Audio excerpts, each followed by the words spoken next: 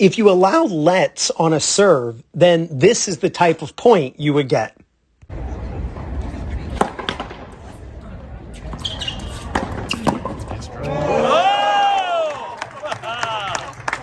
Okay, now, why did they play the let on the serve? This is, in America, Division I men's college tennis. And so they got sick and tired of kids cheating when they got aced and they would call a let. So they just got rid of the issue by just playing let, which I think is pretty cool. All right, let's look at 4 things that you can analyze about your own game, learning these 4 things from this video and these players. So the first thing is we're going to check to see what this player's toss timing is, and you can apply this to your own serve when you film yourself and analyze it. So you can see the ball is near the top of his head, and that's when you're going to start a timer. And you're going to run the timer until contact. And what you'll notice here is his toss timing is 0.86 seconds. What I recommend is that your toss timing is somewhere between 0.6 and 0.9. So you can see he just snuck it in there, but he's fine. He's within the range.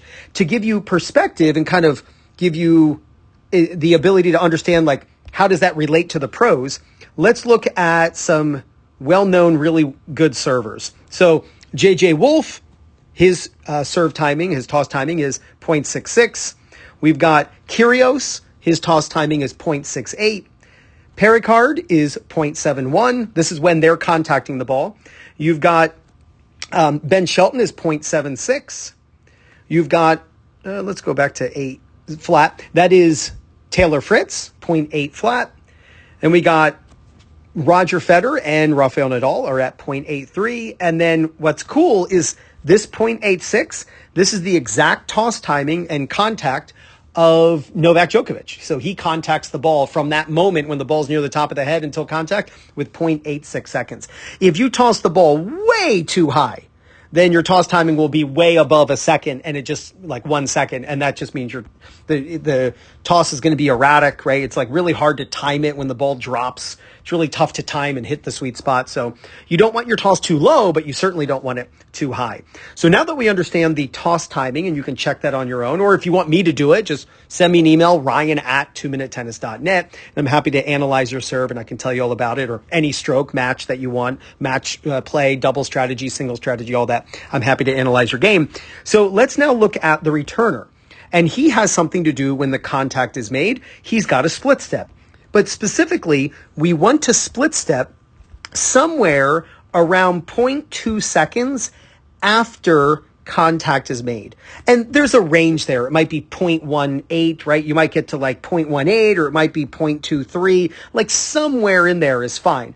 But typically you'll see around 0.2 seconds. So there's the contact right here. We can zoom in and we can put a timer down, and let's see when his feet hit the ground right there. Look at that, 0.21 right there. Amazing. Now, why do we want to land after the opponent contacts the ball? Well, there's a delay in our reaction time, right? Watch this. Watch when the ball is hit. Watch how his racket's not moving. Like right now, his brain is not processed. Like, look, the ball is on its way. His brain has not processed, right? There's a delay in our reaction time. So we want to land with our feet when our brain finally recognizes where the ball is going. And that's around 0.2 seconds after contact. So he lands and then he turns, right? Or you can see he's slightly turning as he's landing. And that way, when he hits the ground, he's exploding in the direction that he needs to. If you land as your opponent hits, you have to become flat-footed for 0.2 seconds, which makes you flat-footed. It's hard to break inertia, and then you got to move and push in the direction you want to, where he's got this free-flowing movement. As soon as he lands, he parlays that energy right into the shot, and it allows for the kinetic chain and the explosion and pushing against the ground to be, very quick, and he can get a lot of shots. And this isn't just on the return of serve. This is all the time, at the net, at the baseline, playing doubles, playing singles, forehand, backhand. It doesn't matter. You always land around 0.2 seconds after your opponent contacts the ball. And I know some of you are like, yeah, but what if you're at the net in a quick exchange? The speed of light is the speed of light, and we can only recognize the ball as quickly as we can. So it doesn't matter if the ball is 40 feet away from us or 10 feet away from us. The split step timing is actually identical. All right, so now let's look at this ball. Kind of crazy, right? The ball tips off the net, and he runs in, and now he's going to try to crush this ball. But if you noticed, he didn't hit this ball very hard, like at all. Why is that? Well, if we zoom, and he should have, and he knows that, but I hope this player's watching, because this is really going to help him on this ball. But I want you to look at the height of his right hand. I want you to look at his right hand and the height of it. Notice it is quite a bit lower than his shoulder height. I would say his right hand is maybe 6-8 inches below shoulder height. And then he contacts the ball at head level.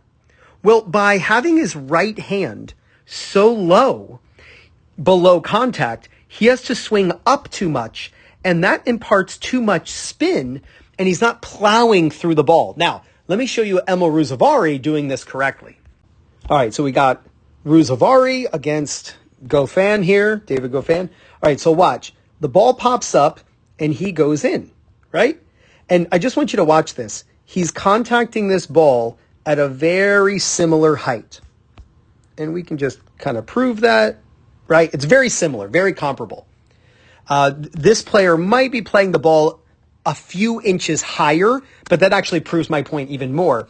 But I want you to look at Ruusuvuori. Look where he's setting his hand. He is setting his hand higher than his shoulder.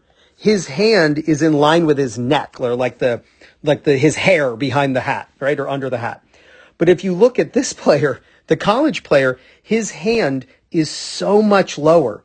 And what this means for Ruusuvuori is he's able to drive this ball and crush it, where he can really swing flatter into it, where the player with college is having to swing up it more, and he's going to spin it more. And you can see he tries to then swing across, but it's too late. He's already gone up too much. It's too steep an upward swing. He's not going to be able to hit the ball very hard. And this player, even though he just kind of bunts it back over the net, he really doesn't struggle with it. And this is all because the player coming in, the UCLA player, he came in and he didn't set the racket or his right hand high enough. In fact, if we look here, let's look right here. What you'll notice is Ruusuvuori's hand is higher than the arm. But his right hand is higher than his right arm. But with the college player, his right hand is lower than his left arm. I'm sorry, I think I just said that incorrectly. Let me say this again. His right hand is higher than his left arm. But with the college player, his right hand is lower than the left arm. And the left arm is straight across at shoulder level. So you can see the difference. We're kind of, you can see the people in the crowd here. That's basically the person who is filming this. They're basically in the front row. That would be kind of right here on the fence. Do you think if somebody was at the top of the fence, they would look at that hand above the left arm? You better believe it. But we see the right hand below the left arm. And he actually contacted the ball, I would say, a few inches higher than Ruusuvuori. So Ruusuvuori is really smacking into the back where this player is brushing up too much, not going to allow him to hit the ball as hard as he needs to. And then last, let's talk about the player in red, the server. Why was he able to get to this ball? It's because he guessed. Now, this is 100% a guess. There was nothing that he saw that told him that the ball's going this way. Maybe he scouted this player and he knows, right? But there's nothing as that player is coming in. There's nothing that's really telling him, because this could easily have gone this direction. He's absolutely just guessing. But here's what we know is, just like a penalty kick in soccer, right before the PK, the keeper guesses. And most of the time they're wrong. And even if they are right, a lot of times they can't even reach the ball. But he's guessing, and he is hoping that he's right.